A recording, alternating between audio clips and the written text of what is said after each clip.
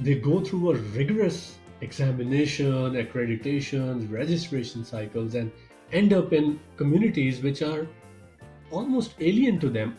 So he's trying to deal with language, with different drugs, and different and dealing with a whole new area of medicine because he's specialised in heart surgery, and now he's looking after coughs and colds and pregnancies and everything because he's the doctor for that town. And I just it did my head in. I mean, I'd been doing this for some time, and again, I was part of the Australian system.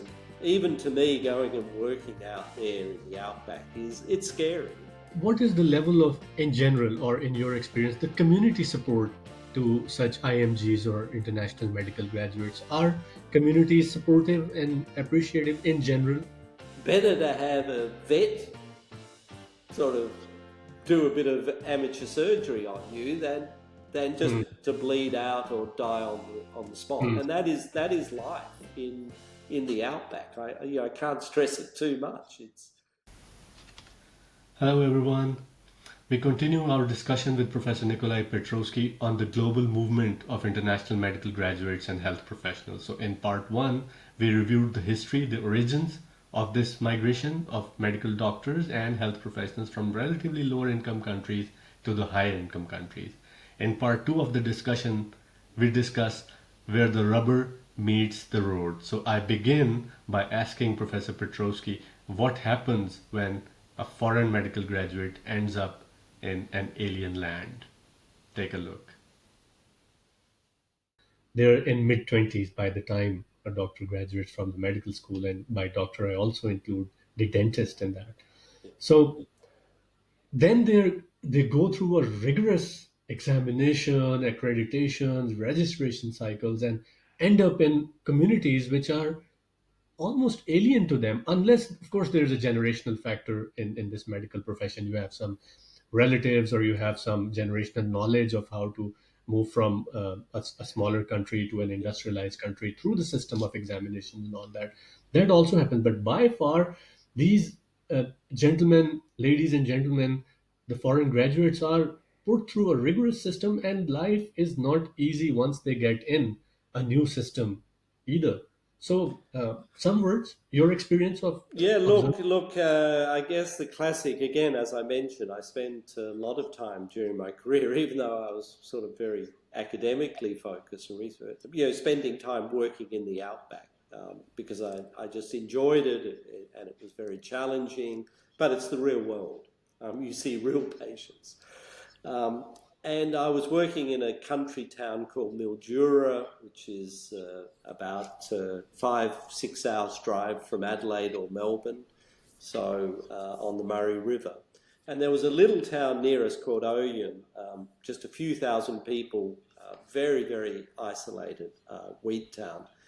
And the doctor there was a doctor who trained as a cardiothoracic surgeon in St. Petersburg. A young guy, and specialised in, doing heart transplants. And now he's flown, so one day he leaves his job as being a transplant heart surgeon, effectively in St. Petersburg, very specialised, incredibly high level skills. And now he's working as a general practitioner Hmm. in a country town in the middle of nowhere with no colleagues, dealing with the new language. Obviously, he had some English just because of his specialization in Russia, but again, it's very much a second language.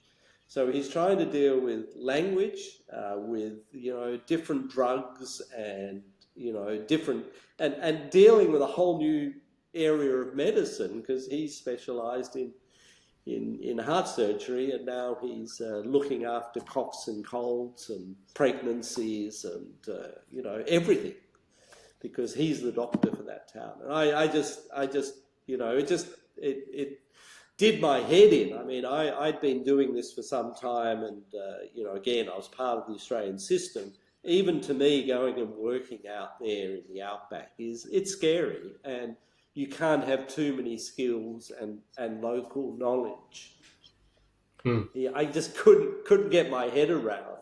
I think he eventually did get, after a number of years, back into cardiac training in Sorry. Australia, but for a number of years he was their lifeblood of this town. That he was providing all their medical care, and had so many challenges going on. But as they saw it and as he saw it, better a cardiothoracic surgeon than nobody at all.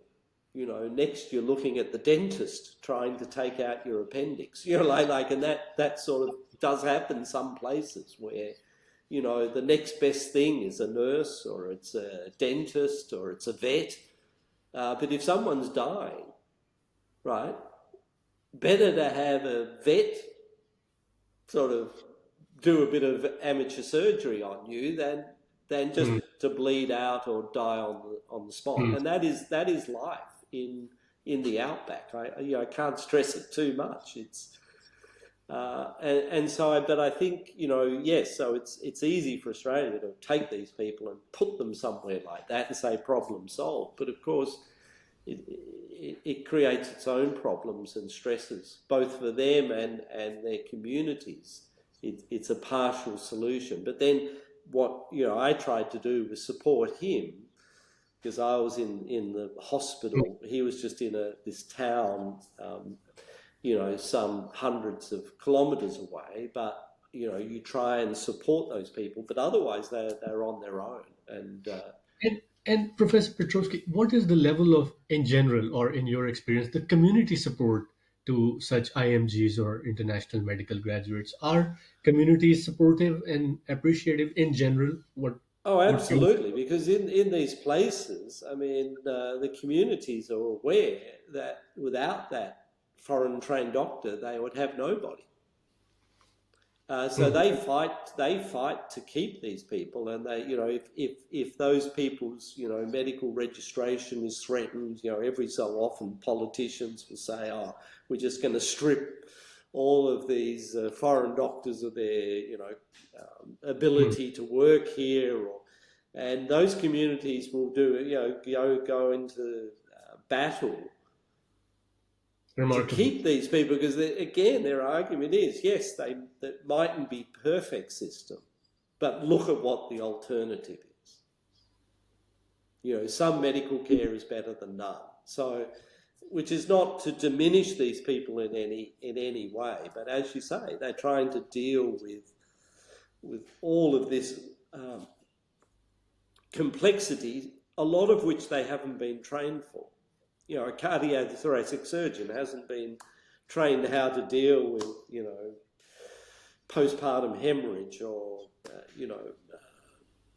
preeclampsia, or, Q fever. I mean, Q fever I don't think exists in Russia. It's an infection in Australia. So, yeah, it's a lot to expect that they can be experts at everything, and no one can be experts at everything. But the more experience you have, the more things that you can be confident about. If we can take a pause here and come back next Sunday to wrap up this theme with our detailed review of medical curriculum and the state of training.